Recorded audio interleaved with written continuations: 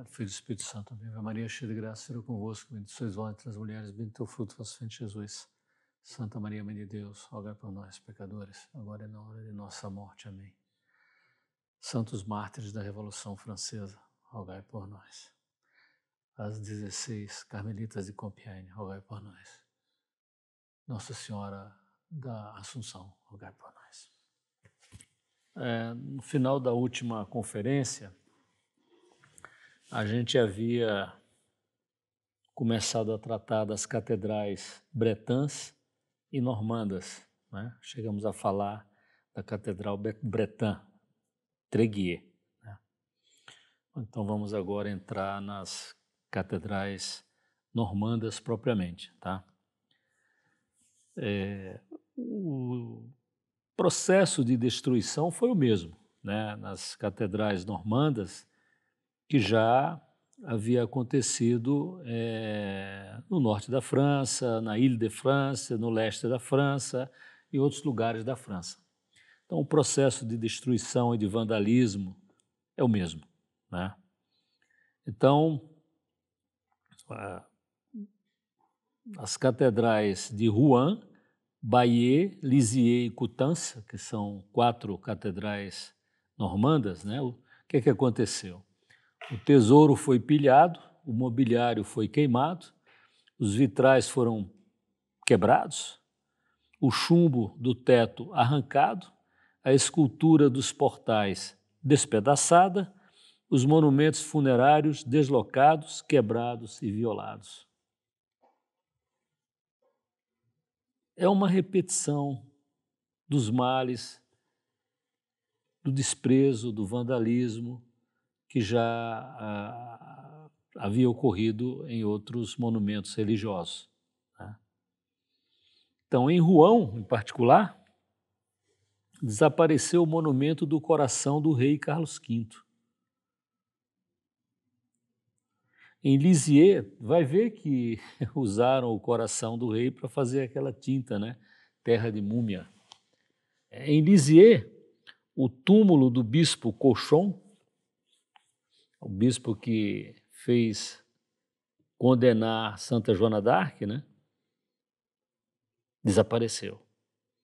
Em Bayeux, Catedral de Bayeux, na Normandia, o altar, os ornamentos sacros são substituídos pelos bustos dos santos, né, da Revolução. Quem são os santos da Revolução naquele momento, né? 2 deixaram de ser, dos que eu vou citar aqui. Os santos eram Brutus, aquele que assassinou César, né, o símbolo da República, a pessoa que foi contra a transformação da República Romana numa monarquia, de novo. Rousseau, né? E 2 mártires, entre aspas, também, né? Le Pelletier de Saint-Fargeau e Marat. Esses 2 últimos, Le Pelletier de Saint-Fargeau e Marat, foram retirados, obviamente, dos altares depois. Eles foram retirados, inclusive, do Panteão. O corpo deles tinha sido levado para o Panteão. Descobriram coisas deles que não eram compatíveis nem com os níveis requeridos pela Revolução, né, em termos morais, etc. E a Catedral de Coutances, né, ela foi dividida em 3 partes, uma para o Templo da Razão, uma para um teatro e uma para um armazém de trigo. Eu já falei da Catedral de Tréguier, né, onde estão as relíquias de Santo Ivo. Essas relíquias, as que estavam na catedral, foram destruídas pela Revolução, mas havia relíquias de Santo Ivo em outros lugares. O patrono dos advogados, né? Protetor dos pobres. Então vamos entrar um pouco em cada uma dessas catedrais normandas. A Bretã nós já falamos. Então eu coloquei uma imagem aí das três catedrais normandas. Elas são muito diferentes, o estilo é muito diferente das demais catedrais góticas da França, né? O estilo normando é diferente. é o estilo, inclusive, que foi adotado na Inglaterra, né? Catedrais muito altas, né? Às vezes um pouco estreitas, mas muito altas, né? Então, aquele que deu o estilo chamado estilo perpendicular lá na Inglaterra, né? Então está aí a Catedral de Bayeux, a Catedral de Saint-Pierre de Lisieux e a Catedral de Coutances. A Normandia, como vocês sabem, né, foi onde os aliados desembarcaram em 6 de junho de 1944, quando eles iniciaram a reconquista da França, né, e a expulsão dos alemães da França, né? O desembarque foi na Normandia. Tem um belo filme sobre esse assunto chamado O Mais Longo dos Dias, The Longest Day. Vale a pena ver. Eu vejo esse filme muitas vezes com meus netos, então dá para ver, né? Por isso que eu coloquei essa referência aqui da Catedral de Coutances, porque ela foi um dos raros monumentos da Normandia que não sofreram com os bombardeios aliados, né? Os aliados, antes de desembarcar na Normandia, eles bombardearam, né, as localidades da Normandia para prejudicar a defesa dos alemães, né? Então, muitas catedrais, muitas igrejas, muitos monastérios sofreram com esses bombardeios aliados, né? Na Catedral de Bayeux tem um monumento histórico do mais alto valor, né? Que é a chamada de Tapeçaria de Bayeux. Guilherme, o Conquistador, ele saiu para conquistar a Inglaterra da Normandia. Ele era o duque da Normandia. Então foi feita uma tapeçaria contando esse enorme, gigantesco feito da conquista da Inglaterra por Guilherme o Conquistador, né? Talvez aí muito dessa rivalidade que ocorreu durante séculos entre os dois países vem aí dessa invasão, né? A Inglaterra foi conquistada, dominada, completamente dominada pelos normandos, né? A gente vê aí nesses filmes que sempre os normandos são maus, etc. Isso é falso, né?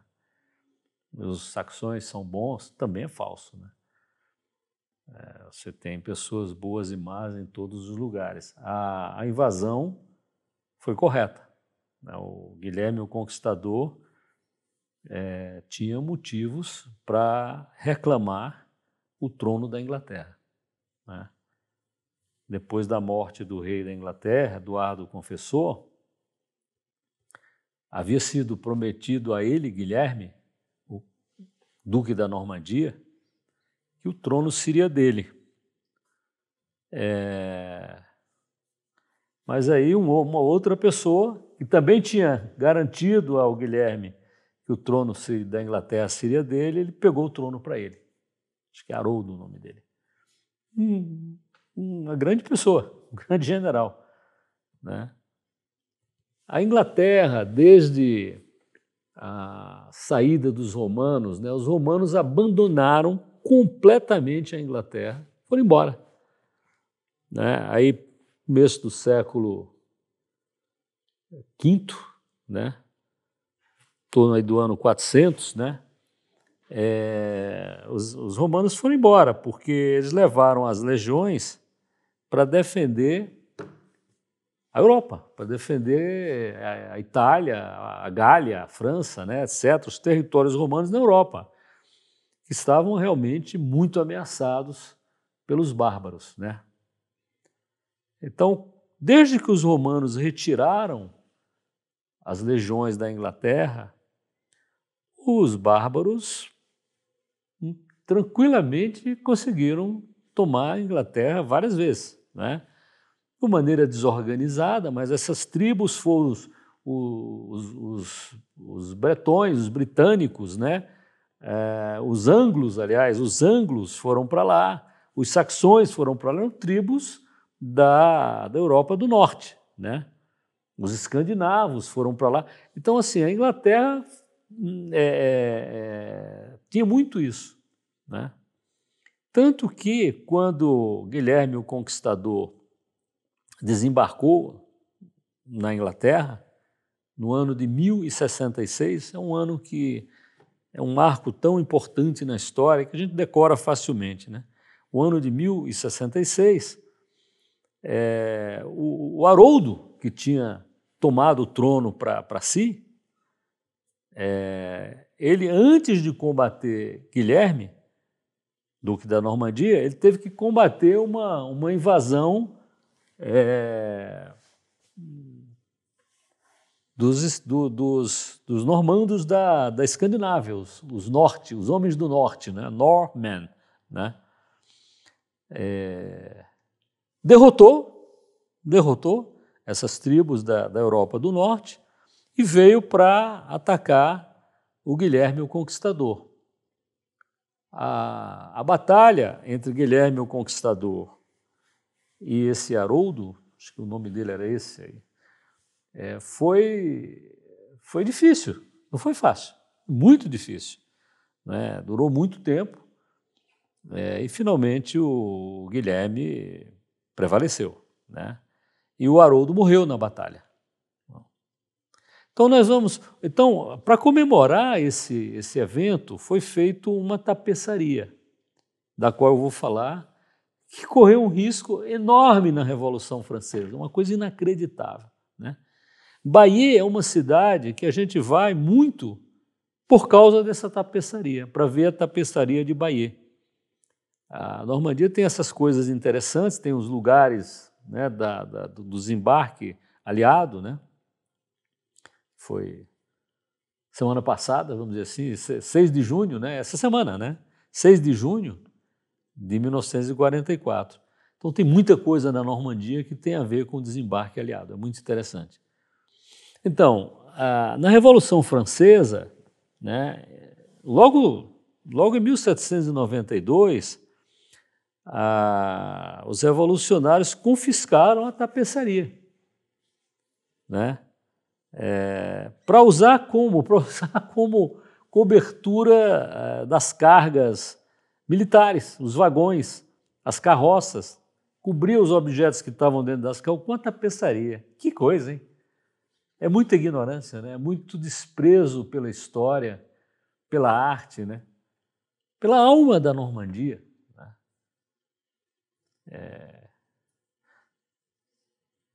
Normandia que, em 1944, os ingleses é quem estavam agora atacando a Normandia, né? No desembarque lá na Segunda Guerra Mundial, né? E o pessoal, na Revolução Francesa, estava usando como se fosse uma lona em cima das carroças. Isso é um negócio inacreditável, né?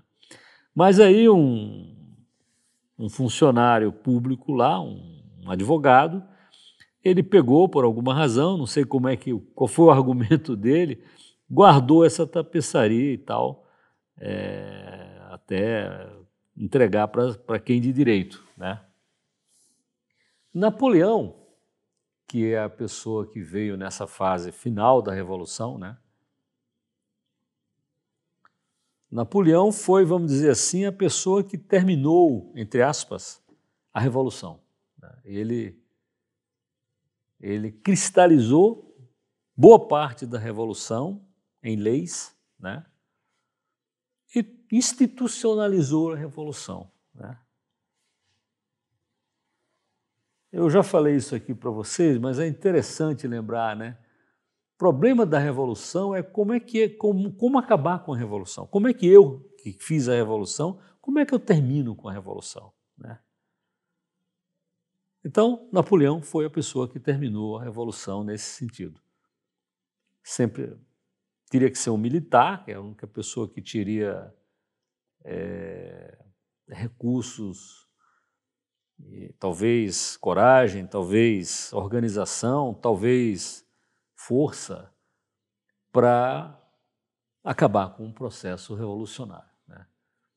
Os próprios revolucionários não tinham como fazer isso, até porque eles tinham medo de morrer, né? Como eles mataram o rei, se eu acabar a revolução, não, tudo bem, vamos aqui e tal, eles iriam morrer, eles tinham medo disso.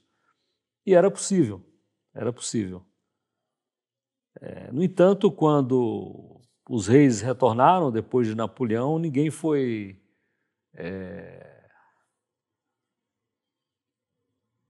executado por ter matado o rei. Não perderam o emprego, ou não foram mais contratados, alguns outros, né? Uns ou outros, né? O grande pintor David, né? Jacques-Louis David, nem voltou para a França, né?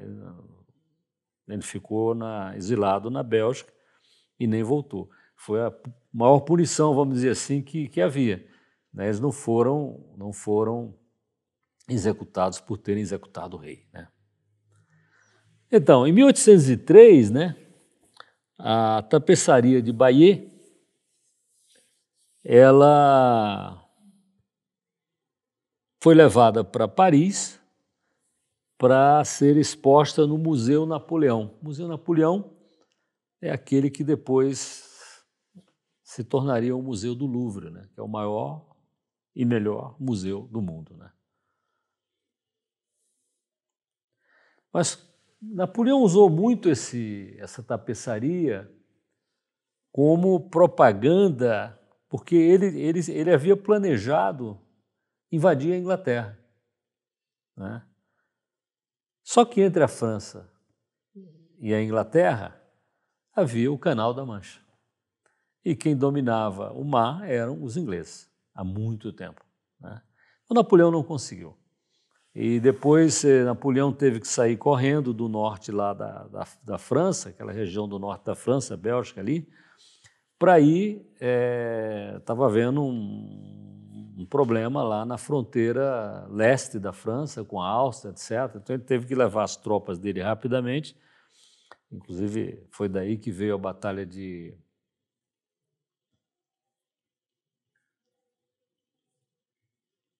Uma dessas batalhas, talvez a mais brilhante, né, que Napoleão ganhou, das muitas que ganhou, né, que foi a Batalha de Austerlitz, né? Coisa genial. Então, quando ele abandonou os planos de invadir a Inglaterra, ele mandou devolver o tapete, a tapeçaria de Bayeux, para Bayeux. Ele não precisa mais daquela propaganda para mostrar que os franceses podiam conquistar a Inglaterra como Guilherme o Conquistador havia feito em 1066, né? Em 1803, Napoleão não conseguiu repetir o feito do Guilherme o Conquistador, né? Então, eu vou mostrar alguns trechos aqui dessa tapeçaria. Sim, só que a tapeçaria, em vez de voltar para a catedral, ela voltou, vamos dizer assim, para um outro lugar, que não a catedral, que era o lugar dela. A tapeçaria estava na Catedral de Bayeux, né? Então, nessa imagem aqui,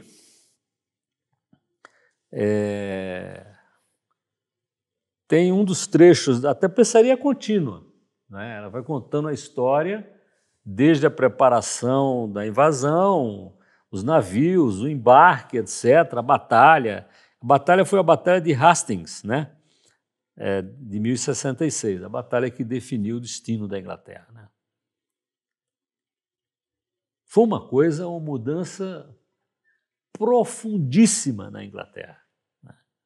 Até hoje, vamos dizer assim, são os herdeiros, o sangue do Guilherme o Conquistador, de certa forma, né, que reinam na Inglaterra, até hoje, né? Durante alguns séculos, a nobreza inglesa, que passou a ser os franceses que foram para a Inglaterra, a nobreza inglesa falava francês, né? Ninguém falava inglês, só o povão, vamos dizer assim, que falava inglês. A nobreza falava francês. Os eruditos falavam latim, né? Só depois da Peste Negra é que o inglês passou a ser uma língua mais difundida na própria Inglaterra. Então, essa imagem aqui mostra o bispo de Bayeux, aqui é ele, ó, né? Ele está com uma coisa na mão que não é uma espada. A tradução que eu coloquei aqui, eu coloquei como se fosse uma massa, né? Um cacetete, um porrete, uma coisa assim. Mas um bispo, né? O bispo de Bayeux. O bispo de Bayeux era irmão do Guilherme o Conquistador. O Guilherme o Conquistador teve 2 meios irmãos, né? Um foi esse bispo e uma outra pessoa. O pai do Guilherme nunca casou, né? Que eu me lembro aqui. O próprio Guilherme é um filho bastardo, vamos dizer assim, né? Ele era conhecido como Guilherme o Bastardo, depois Guilherme o Conquistador, né? Então, esse Odo, ou Eudes, né, de Bayeux, que depois se tornaria o bispo de Bayeux, era irmão do Guilherme o Conquistador, por parte de mãe. Desculpa, por parte de pai, né? A mãe era diferente. Então, nessa tapeçaria, tem uma inscrição latina aqui em cima, estão vendo? Em toda a tapeçaria tem uma explicação, por isso que tem um valor enorme, né? Para você ver como é que as pessoas se vestiam na guerra, né? A armadura, a cota de malha, o escudo, né? Já dá para ver claramente que os cavaleiros usavam estribo, que não é uma coisa que os romanos não tinham. Os romanos não tinham estribo. Então era muito difícil para um romano lutar a cavalo. Ele podia cair, né? Errar um golpe com força, ele cai pelo golpe errado, né? Ou mesmo se acertar, acerta uma lança, enfim a lança no coitado do inimigo, ele cai, ele tem que soltar a lança, tem que perder a lança, ficar sem arma, senão ele cai, né? Então o estribo, eu já falei isso, mas é interessante, só lembrando, né? O estribo é que permitiu o cavaleiro lutar a cavalo, né? Normalmente a sela também, tem uma sela apropriada para ele se apoiar aqui atrás, tal, não cair com facilidade. Então, a legenda que está aí, está escrito assim, ó, ic, aqui, né? Odo, que é o bispo. Aí tem EPS, EPS é episcopus, né? O bispo, Odo, bispo, né? Esses textos eram muito abreviados, né? Você colocou o EP de episcopus e o S, que é a última letra de episcopus, né? Aí depois tem báculo, faltou o M, é baculum, né? Tênis, então ele está segurando um báculo, mas báculo não é o báculo do bispo aí, é uma massa, né? Para combate, né? Muito interessante. Isso é uma visão única na vida, né? E nesse momento, o bispo Odo, o Eudes, ele está se juntando ao duque Guilherme na Batalha de Hastings, em 1066, tá?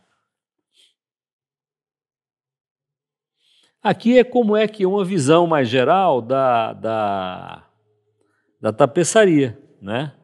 Então aqui você vê os cavalos talvez chegando no porto, etc., os navios embarcando para a Inglaterra. Então é uma coisa imensa, né? A tapeçaria é imensa. Uma coisa, eu vou falar das dimensões já, né? Aqui embaixo, trechos mais amplos da tapeçaria, né? O escudo é curioso, né? Um escudo que é assim, ele é triangular embaixo, para proteger a perna do cavaleiro, né? Para o cara não dar uma espadada na perna do cavaleiro e ela está desprotegida.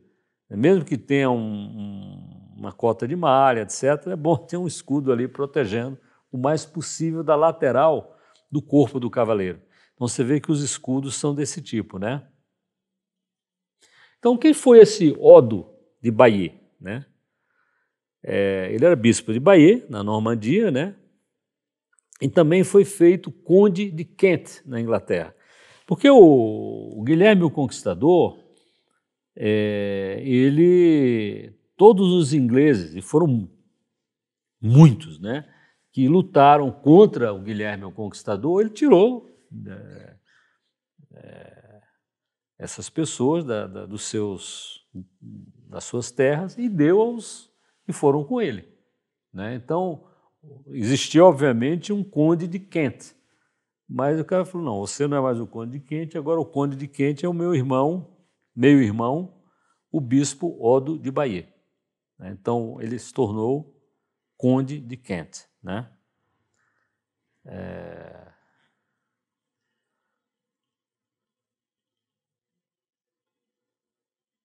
Desculpa, ele era o irmão por parte de mãe porque ela casou, a mãe do Guilherme o Conquistador, acho que casou com uma outra pessoa depois, tá? Com o pai dele ela nunca casou.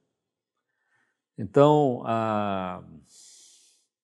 e aí, como ele era um meio-irmão do Guilherme o Conquistador, e o Guilherme o Conquistador ficou muito tempo fora da Inglaterra, na Normandia, então quem administrava a Inglaterra para o Guilherme o Conquistador era o irmão dele, esse Odo, bispo de Bayeux, Odo ou Eudes, né? Só que depois eles tiveram problemas, o Guilherme teve um problema com o irmão dele, achou que o irmão dele estava trapaceando ele, etc., né? Destituiu, etc., etc. A vida é cheia dessas coisas, né? Mas eu achei curioso, eu coloquei aqui em cima como é que o Odo morreu, né? Vocês lembram que os cavaleiros partiram para a primeira cruzada em 1095. Tomaram Jerusalém em 1099, em julho, 15 de julho de 1099. E o Odo de Bayeux estava indo para a cruzada, né? Ele morreu a caminho da cruzada, em 1097, na ilha da Sicília, que era um lugar muito apropriado para os navios saírem para a Terra Santa, né? Em 1097, faltava ainda 2 anos para os cruzados conquistarem Jerusalém, né? Mas o Odo de Bayeux estava indo para lá. Que coisa interessante. Morreu no caminho. Então, a tapeçaria de Bayeux tem 70 metros de comprimento. É longa, é muito grande, né? E tem uma altura de 50 centímetros, meio metro, né? E mostra os eventos que levaram à conquista da Inglaterra em 1066, pelo Duque Guilherme o Conquistador, Duque da Normandia, né? E são 58 cenas que tem nessa, como se fossem quadrinhos, né?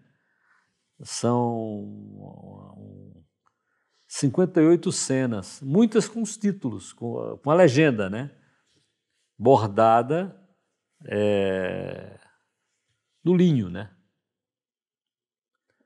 Durante um certo tempo, uma boa parte das pessoas chamava essa tapeçaria de tapeçaria da rainha, como se ela tivesse sido mandada fazer pela mulher do Guilherme o Conquistador, a rainha Matilde, né? Mas o mais provável é que o Odo de Bayeux é quem tenha mandado fazer a tapeçaria, tá? Tem muitas indicações para isso, assim, tem vários companheiros do bispo Odo que são mencionados, três companheiros, na verdade, do bispo, que são mencionados na tapeçaria, né? Ela foi encontrada na Catedral de Bayeux, que era a catedral do bispo Odo, né? Então ela pode ter sido contratada ali por 1070, ou seja, 4 anos depois da vitória na Batalha de Hastings, né? E possivelmente também completada em 1077, para ser exposta quando a catedral foi dedicada, né, abençoada, dedicada à Catedral de Bayeux. Então, assim, o consenso quase é que realmente deve ter sido mesmo o bispo Odo. Tá? Esses três trechos da tapeçaria são bem interessantes. Tá?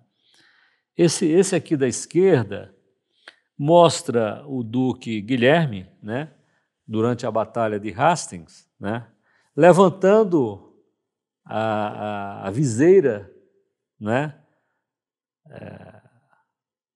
do elmo dele, né, para mostrar que ele estava vivo, porque numa batalha, quando você está tudo fechado, como é que eu sei que é você? Né? Às vezes eu sei se o teu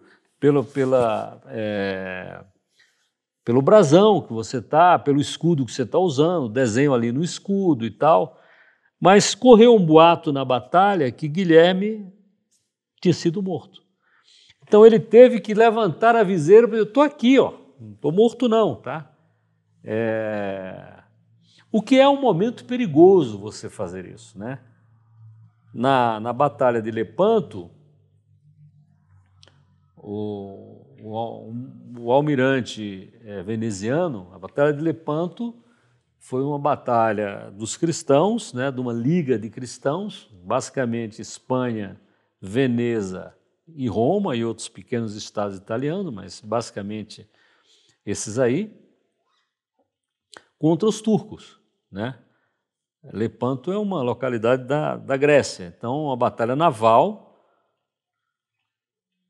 importantíssima na história, em que os cristãos venceram os turcos, depois de perderem praticamente todas as batalhas contra os turcos na história, né? A Batalha de Lepanto, 1500, 7 de outubro, né? Nossa Senhora do Rosário, acho que é 1571, Batalha de Lepanto. Então, nessa Batalha de Lepanto, o almirante veneziano teve que tirar, porque ele estava dando ordens e as pessoas não ouviam. Tudo fechado, você não ouve direito. Então ele tirou para as pessoas ouvirem o que ele estava falando direito. Tirou a viseira. Então uma flecha entrou no olho dele e ele morreu. Morreu na hora, morreu no dia seguinte, talvez, passou horas agonizando, né? Então, se levantar a viseira é um perigo. Você pode levar uma flechada no rosto, no olho, inclusive, como o caso desse almirante veneziano, né? Mas é muito interessante isso, né? Você vê aí o Guilherme o Conquistador no cavalo, né? Se virando aí para mostrar, ele está virando, o cavalo está para lá, né? E ele está para cá, né? Virando, eu estou vivo aqui, né? É muito interessante, é muito realista isso, né? Não é uma fidelidade de um grande pintor fazendo, isso é 1066, né? O que você tinha que fazer na época era mostrar a situação, para as pessoas entenderem, né? E ele está, olha só, o Guilherme o Conquistador está segurando o bastão de comando, né? Ele não está com espada e tal, né? Ele está com o bastão de comando, então, para dizer que é ele, né? Aqui na ilustração do meio também é interessante, né? Curioso o latim, né? O latim é muito próximo do inglês às vezes, né? Mais próximo do que as línguas latinas, né? William, né? Guilherme, né? William, né? Isso aqui é latim, né? Então aqui em cima tem Odo Episcopus, que é ele aqui embaixo, ele está sem arma, né? O Guilherme o Conquistador está com a espada e o irmão dos dois, né? Está com a espada aqui do lado, esse outro Roberto, né? Então é bem interessante isso, é muito claro, né? A ilustração da tapeçaria é muito clara, né? E aqui é aquela imagem do bispo, né? O Odo na batalha, né? Que eu já tinha falado. Eu vou falar de uma outra tapeçaria que foi maltratada na Revolução Francesa, que é a maior tapeçaria medieval que existe, né? É a tapeçaria do Apocalipse, essa que eu estou mostrando aí a imagem. Então aí é uma representação do Apocalipse de São João, né? Que foi feita no final do século XIV, ou seja, 1300 e tanto, 80, 90, 1300 e tanto, por encomenda, né, do Duque Luís I de Anjou. É uma obra que foi desenhada em Bruges, o que é hoje a Bélgica, uma cidade interessantíssima de se visitar, Bruges, medieval, cidade medieval. E é o mais importante conjunto de tapeçarias medievais, tapeçaria do Apocalipse, que ainda existe no mundo, né? Então, o dono legou essa tapeçaria à Catedral de Angers, já no século XV. E quem doou foi o rei René, o Leroy René, muito famoso esse rei, pelos livros de horas, né? O livro de horas dele é uma obra-prima. Então, na Revolução, essa tapeçaria, ela foi apreendida, né? E colocada lá numa abadia, etc., né? E assim, o que a Revolução fazia com as tapeçarias? A mesma coisa que fazia com as casulas dos padres. Derretiam, tocavam fogo, destruía tudo para pegar aquelas gotas de ouro, porque tinha muitos fios de ouro nessa, e de prata, né? Nas casulas solenes, para usos de missas solenes. Então eles derretiam e pegavam aquele pinguinho de ouro, quer dizer, perdia um patrimônio artístico, histórico, espiritual mesmo, né? Tão grande, para umas gotinhas de ouro que pingaria ali. A tapeçaria do Apocalipse não foi destruída porque ela não tinha isso, não tinha ouro nela. Era fio normal, de lã. Por isso que ela continuou a existir. E aqui é o castelo de Angers, que é um negócio assim de tirar o fôlego, né? A França, isso é a França, né? Esse castelo fica às margens do rio Loire, do Maine, né? Do Maine. E tem esse tipo de pedra lá, né? Uma ardósia de xisto. Eu não sei o nome técnico disso daí, mas a ardósia a primeira vez que eu ouvi falar de ardósia na minha vida foi a ardósia dessa região, na poesia de um poeta dos anos 1500 e pouco, espetacular a poesia, em ele falava da ardoasa fina, da ardósia fina, né?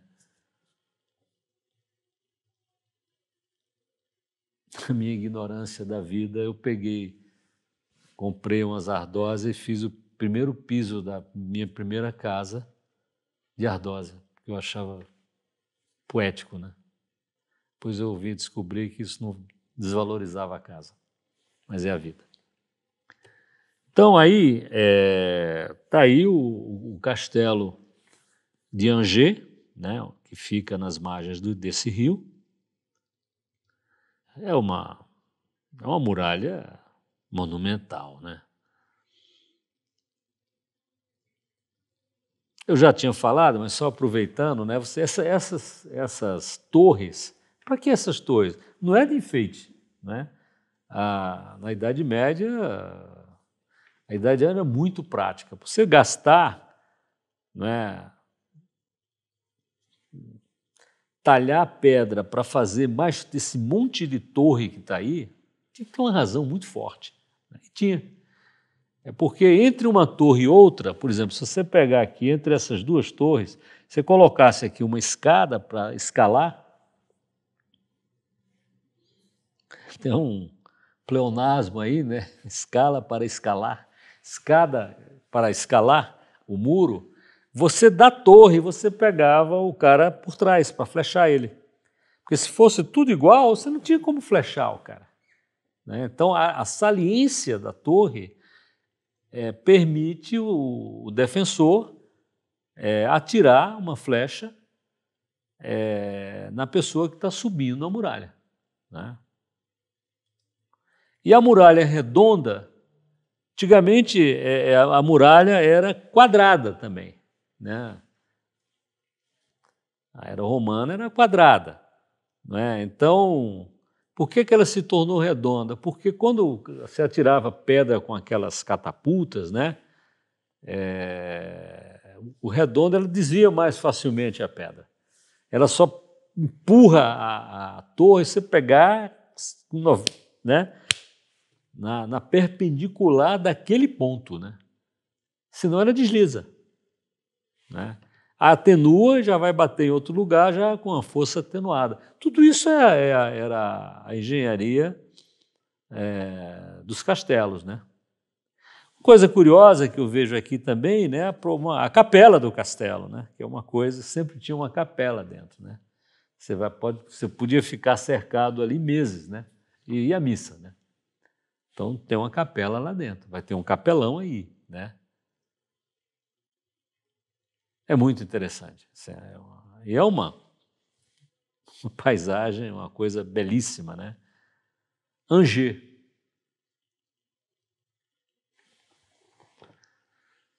Bom, a outra catedral que a gente vai falar da Normandia é a Catedral de Rouen, né? Catedral de Nossa Senhora da Assunção de Rouen. Eu coloquei aqui a fachada da catedral, que é um negócio de tirar o fôlego, né? Tem 3 portais, né? 2 torres aqui, né? A Torre Norte e a Torre Sul. E essa Torre Sul é chamada Torre da Manteiga. Tour de Berre. Claro, não é que ela é feita de manteiga, mas assim, foi a manteiga que permitiu construir essa torre. Como assim? Né? Outra coisa aqui, essa Tour de Berre, ela tem uma coroa aqui em cima. Tá? Isso no estilo gótico flamejante, né? Flamboyant. Tinha isso às vezes. Né? Por que essa torre então se chama Tour de Berre, né?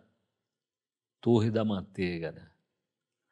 Porque na quaresma, antigamente, a gente não comia não apenas a carne, mas qualquer gordura. Né? A gordura derivada do leite você também não comia. Né?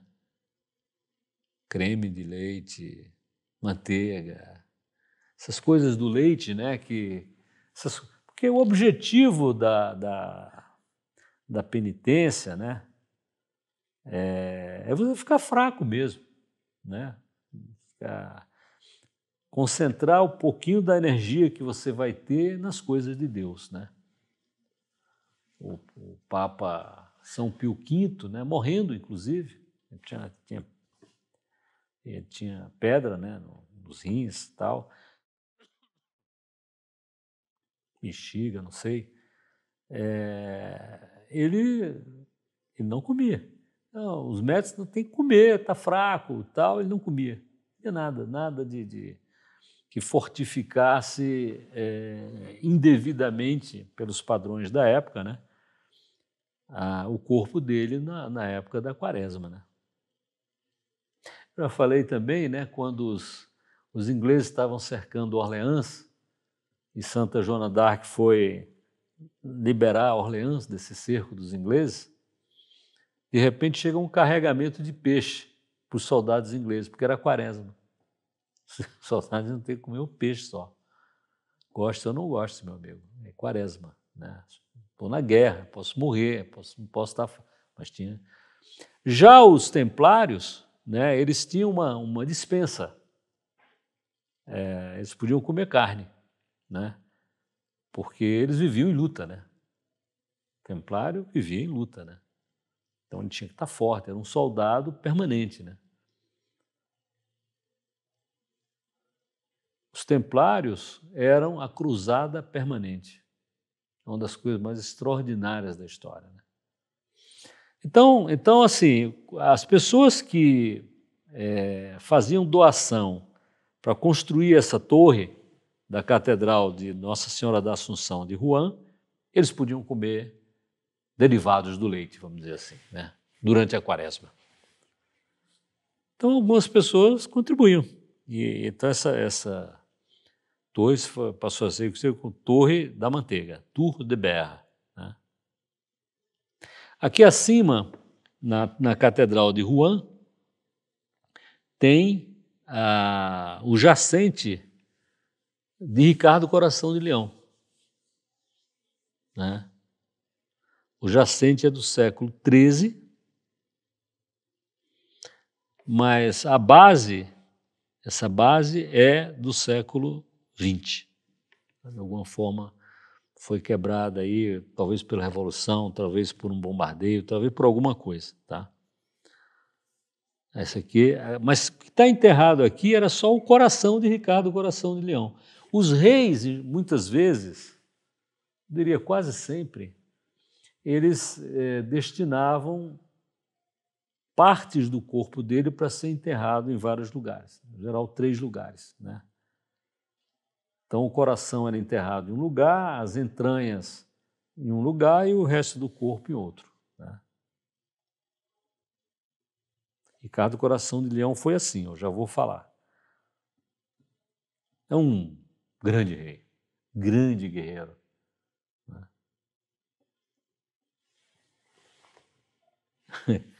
Ricardo Coração de Leão, quando ele foi o grande herói da Terceira Cruzada, né? Então, a história dele na Terceira Cruzada é muito interessante, né?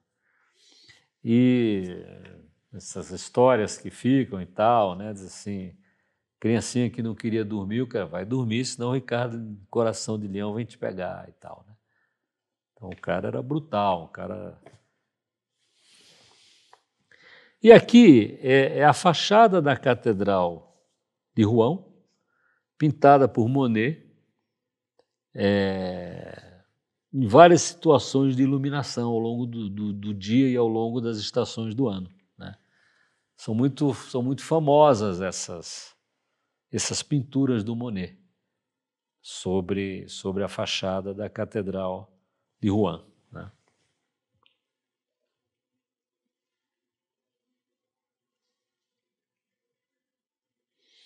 Então, Ricardo Coração de Leão, ele morreu em 1199.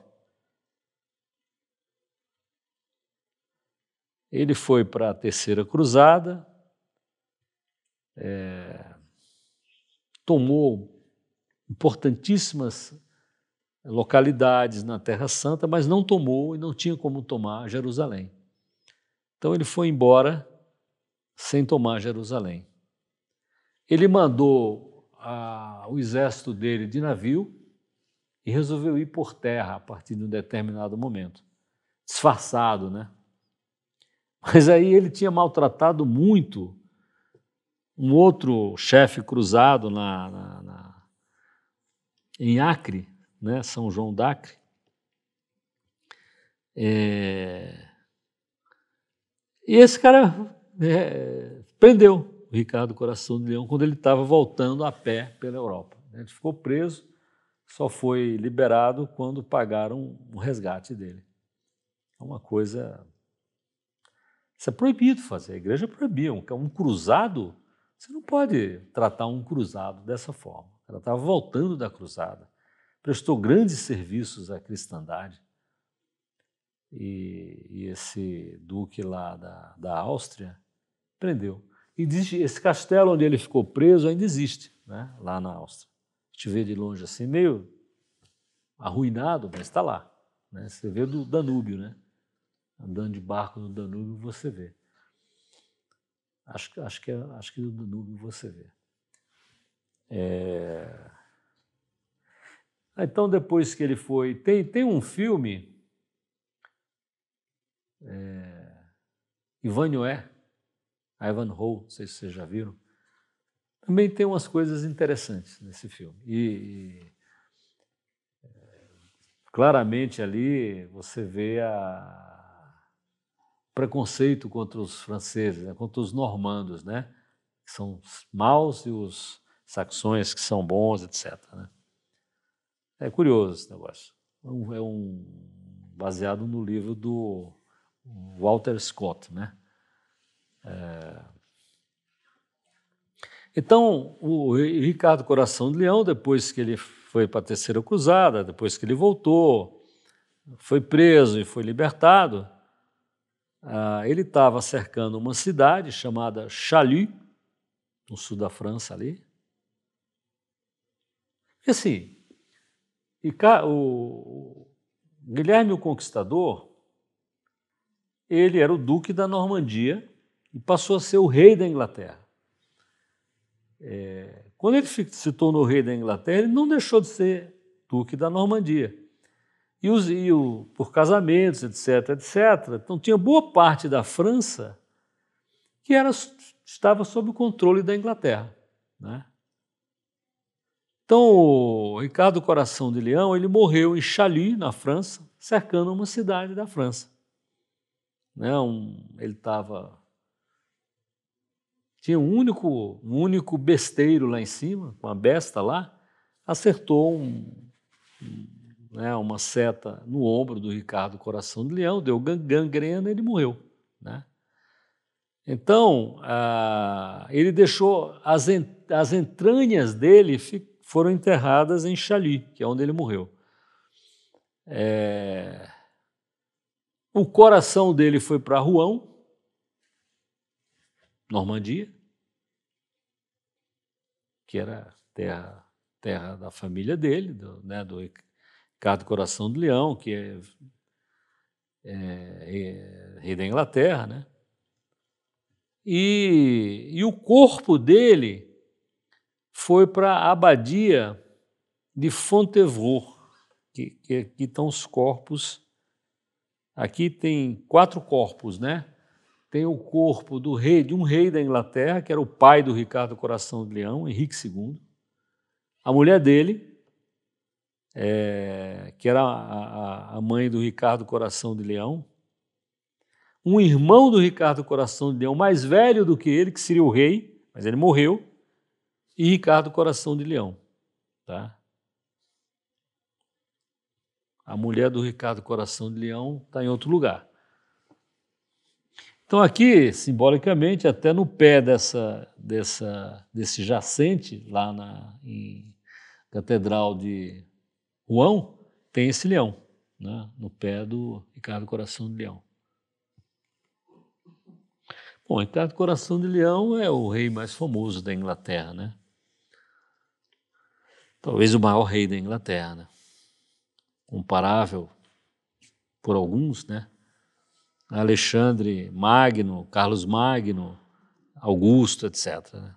Um grande rei cristão. Uma pena que morreu logo. Como a gente estava falando aqui em Rouen, que tem uma torre da Tour de Berre, né? Na Catedral de Bourges, na França, também tem uma Tour de Berre, tem uma torre da manteiga. Por isso que eu coloquei aqui essa Catedral de Bourges, que é um negócio, um monumento. É a catedral com a fachada mais larga que existe, né?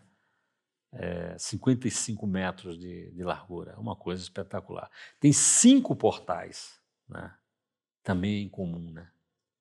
Catedral de Bourges. Bem mais ao sul de Paris, né? Já no vale, quase ali no Vale do Loire, né? Então, a Catedral de Santo Estevão de Bourges, Saint-Étienne de Bourges. Foi o primeiro gótico, o primeiro edifício gótico a ser construído ao sul do Loire, do Vale do Loire, né? Do rio Loire. O gótico é uma coisa do norte da Europa, né? Tanto que os italianos, gótico é o adjetivo de godo, os bárbaros godos, né? Então, o gótico foi um adjetivo criado por um artista italiano em desprezo dos godos, em desprezo desse estilo do norte da Europa, gótico. Mas na França era a grande coisa, espetacular, belíssima, imponente, né? Então ela dava muito prestígio à cidade que tinha uma catedral gótica, uma grande igreja gótica, né? E como Bourges, a Catedral de Bourges foi a primeira ao sul da França, ao sul do rio Loire, ele levou muito prestígio, que só tinha ela, só tinha essa catedral nessa região, ao sul do Vale do Loire, né? Ela sofreu muito, essa catedral. O sul da França sofreu mais do que o resto da França nas guerras de religião. O sul da França foi invadido pelos muçulmanos. Quando os muçulmanos tomaram a Espanha, né, a partir do ano de 711, 732 eles estavam na metade da França, os muçulmanos. Foram derrotados, mas passaram ainda muitos anos, 20, 30 anos, em muitas regiões do sul da França. Então, o cristianismo no sul da França foi sempre um pouco frágil, né? Até que chegou no sul da França Nossa Senhora de Lourdes, né? Lourdes é bem no sul da França, né? Então, os protestantes já haviam destruído muitas coisas na Catedral de Bourges. Na Revolução Francesa, a catedral foi esvaziada do seu mobiliário. Quando o culto católico cessou, né, ela foi dedicada ao culto da razão. Que coisa! Coisa desse tamanho, tão bela, dedicada a Deus. Na Normandia, tem a cidade de Lisieux, né, que 100 anos depois da Revolução, né, em torno disso, foi onde surgiu Santa Teresa de Lisieux, né? E Lisieux era a cidade de um bispo conde de Lisieux, que é, no caso nosso aqui, esse bispo chamado Pierre Cochon. Pronúncia a mesma coisa de porco, né? Cochon. É muito, muito parecida aí a pronúncia, né? Se fosse Pierre Porco, né? Bispo de Beauvais e bispo conde de Lisieux. Essa região ali da Normandia, obviamente, pertencia aos ingleses. Na guerra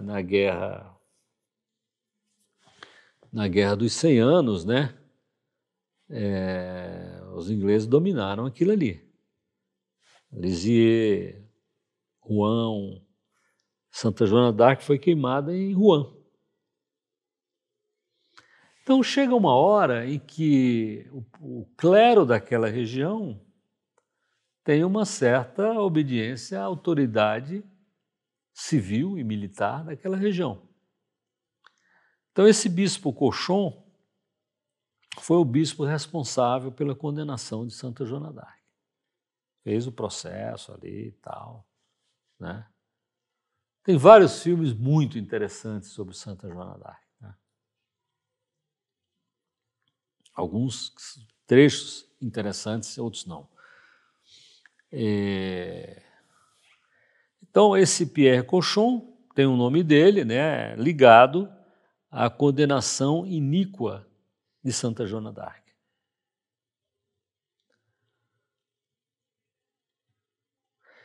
Esse bispo Cauchon de Lisieux, ele construiu uma capela na catedral chamada Capela de Notre-Dame, da Catedral de Lisieux. Disse, né, tem uma tradição que dá conta que ele construiu essa capela em arrependimento do julgamento que ele fez contra Santa Joana d'Arc. A história de Santa Joana d'Arc, procurem ler, porque é uma das coisas mais extraordinárias da história, né? Uma coisa... Só Deus consegue fazer uma coisa dessa. Uma jovenzinha, 17, 18 anos, camponesa, analfabeta, chega lá o rei da França e diz: eu vim salvar a França. Todo mundo vai dar gargalhada, sai daí, ó, né? Tá doida, né? Isso é uma maluca, né? Salvou a França.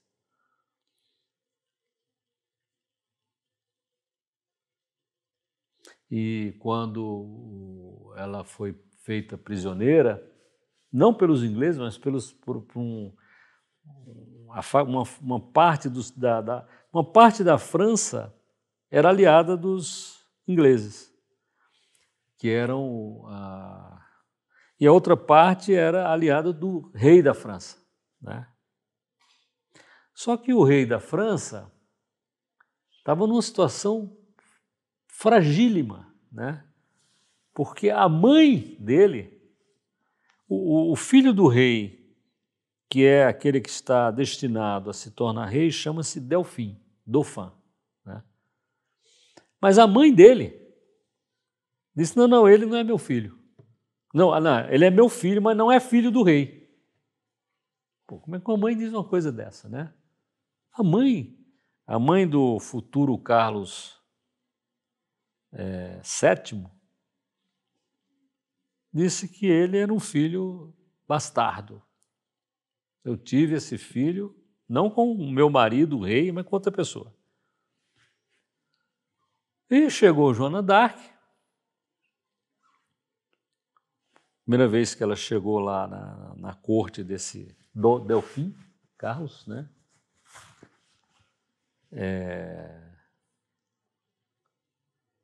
Acho que foi em Bourges ou Chinon, um desses dois castelos. O rei se disfarça em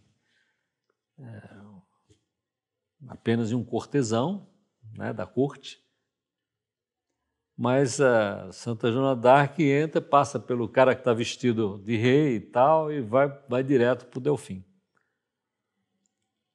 Aí chama ele do lado e diz: você é filho do rei, você não é bastardo. Isso não está escrito, tá assim, mas é uma conclusão que muita gente tirou, acho que com bastante razão. Então, Joana d'Arc né, as respostas que ela dá para as perguntas no julgamento e para as perguntas desses cortesãos quando ela chegou pela primeira vez lá para falar com o rei são extraordinárias, né?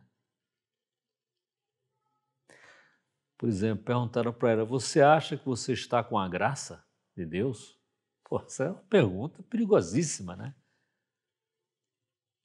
Qualquer resposta que ela desse, ela estaria liquidada, né? Se eu dissesse: estou, pô, quem é você? A presunção de estar com a graça e tal, né?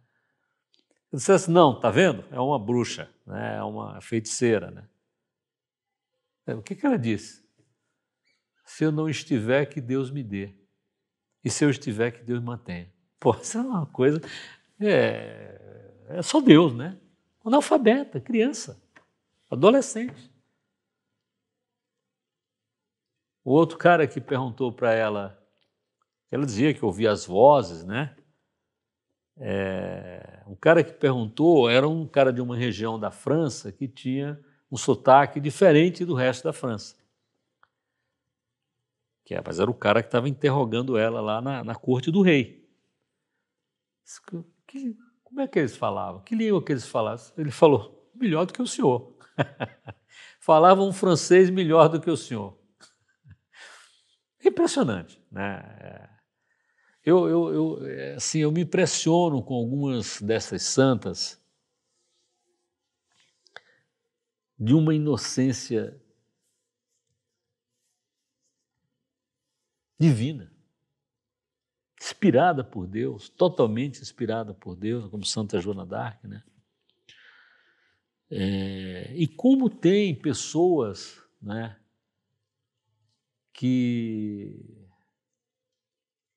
pessoas que a gente nunca pensou que escreveriam sobre Santa Joana d'Arc. Por exemplo,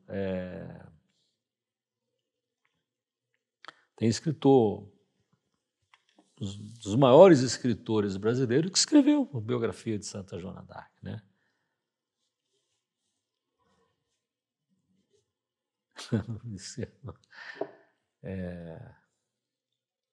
O gaúcho lá, o senhor embaixador, como é que é o nome dele lá? Um certo capitão Rodrigo, etc. Ou seja, ele escreveu um livro sobre Santa Joana d'Arc, né? Ronald de Carvalho, um dia eu me deparei com um documento dele, não num livro, mas datilografado de uma poesia que o Ronald de Carvalho fez para Santa Teresinha, no Menino Jesus. É inesperado, né? Porque são coisas assim, a inocência que desarma tudo, né? Santa Joana d'Arc, Santa Teresinha. Então, esse Pierre Cauchon, ele fez uma capela, que eu vou mostrar, porque a capela é curiosíssima, né? Lá na Catedral de Lisieux. A Catedral de Lisieux não é a Basílica de Santa Teresinha, do Menino Jesus. A Catedral de Lisieux existe desde a Idade Média, né? Santa Teresinha é 1800 e tanto, né? Final quase do século XIX. Então, a Catedral de Lisieux não é a Basílica de Santa Teresinha, né? Ninguém vai nem na Catedral de Lisieux, todo mundo só quer ir na Basílica de Santa Teresinha, né? Que é um negócio monumental, muito maior do que a Catedral, né? Então, ele fez essa capela que eu vou mostrar, porque ele é muito curioso. Eu fiquei muito curioso com essa capela, né? O bispo Cauchon, Pierre Cauchon, ele morreu em 1442, então ele não assistiu à derrota final dos ingleses. A Guerra dos 100 Anos, apesar de os ingleses terem ganho as batalhas mais espetaculares, quem ganhou foram os franceses, né? Porque ao final da Guerra dos 100 Anos, a única coisa que sobrou para os ingleses foi Calais, o porto de Calais.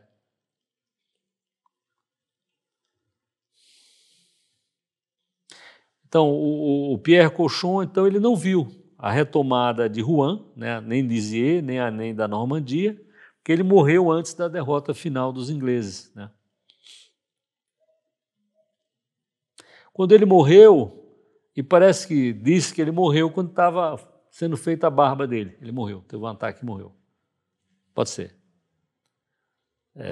Então, os despojos dele foram levados para Lisieux, enterrados em Lisieux, né?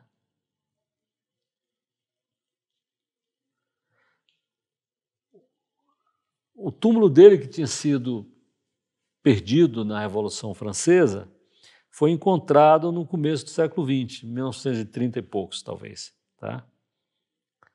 E está lá nessa capela que ele construiu, Capela de Notre-Dame, do lado do Evangelho, né?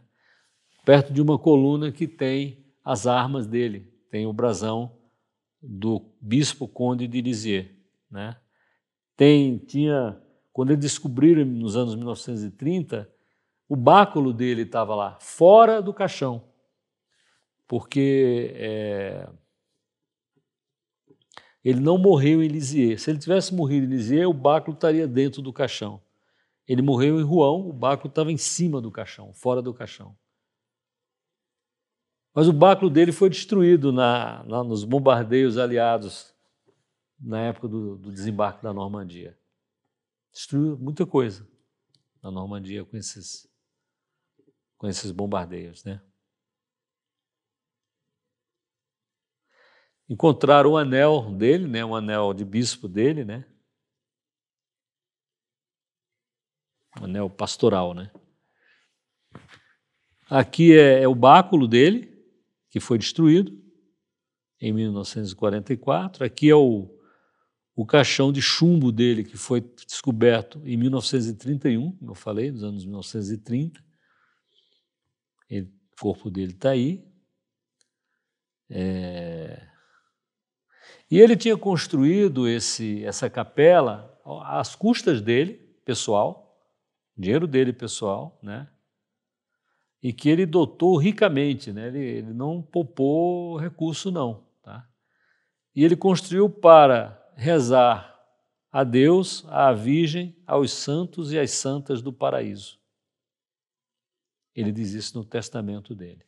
Aqui é o jacente dele, um desenho do jacente dele, que não existe mais, né? E aqui é o escudo dele, com vieiras, né? Conchas, né?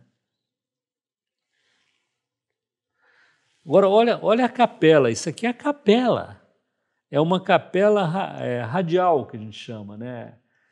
No final, tem o altar, no final da catedral, e tem aquele deambulatório, e tem as radiais que saem, entre as colunas dessas radiais são feitas capelas que são chamadas capelas radiantes. Então ele fez uma dessas capelas radiantes, só que quando eu vi aqui 17 metros e 20 centímetros de comprimento, pô, isso aqui é estranho. Aí eu olhei e é assim, ó. É uma coisa, é quase que uma excrescência, né? É mais do que uma... Porque a catedral, a capela radiante seria aqui, ó, uma capelinha aqui, né? Entre as colunas aqui dessa parte final da catedral. Ele acrescentou tudo isso aqui, né? Então, 17 metros é muito grande, né? A Catedral de Lisieux, né? Então, é uma capela de estilo flamejante, flamboyant, né? Tem 9 vitrais grandes, né? Considerando que isso aqui tudo é um vitral, aqui tudo é um vitral, aqui tudo é um vitral, né?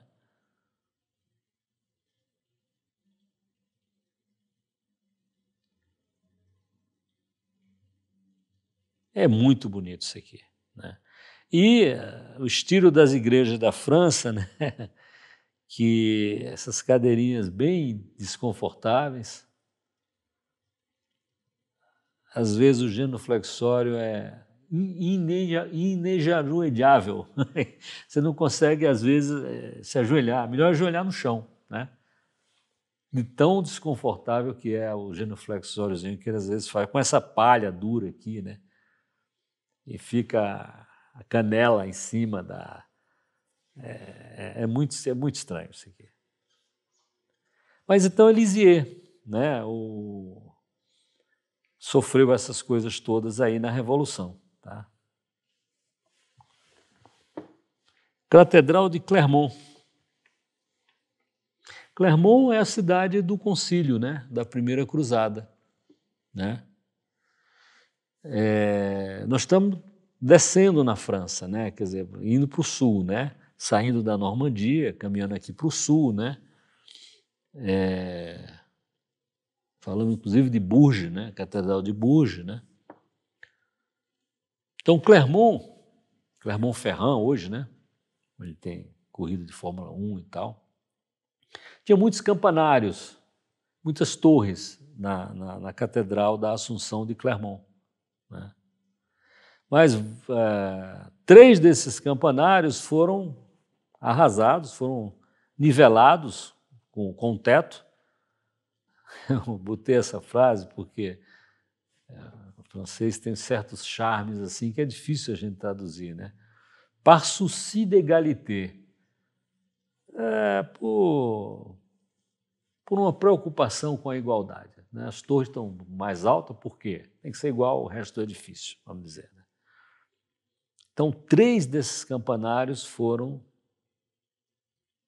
nivelados, né? E tem uma torre lá nessa catedral de Clermont que sobreviveu porque era a torre de vigia, a torre de guarda, La Tour de la Bayette, né? Porque era ela que o cara ficava lá para olhar se algum inimigo, alguma coisa estranha estava chegando na cidade, né? Bayet queria dizer vigiar, guetter, né? Termo antigo. Então, durante a Revolução, os revolucionários queriam derrubar a igreja da Catedral de Clermont. Mas um padre lá, um beneditino, ele, não derrubem não, façam reuniões aqui. A maneira do cara não destruir a catedral, né? E foi o que fizeram. É um bom lugar para fazer reuniões populares e tal, né? Só derrubaram, tem um só assim, é um só entre aspas, só derrubaram o jubel, as estalas, o altar, as estátuas e o mobiliário. Tudo, né? À exceção do Círio Pascal, que era um círio famoso que tinha lá.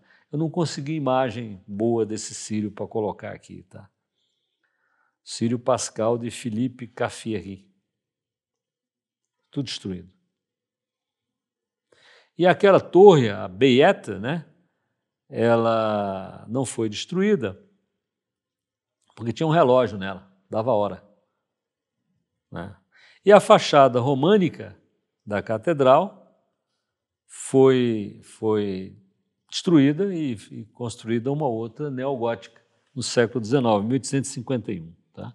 Isso aqui é a catedral hoje de Clermont, tá vendo?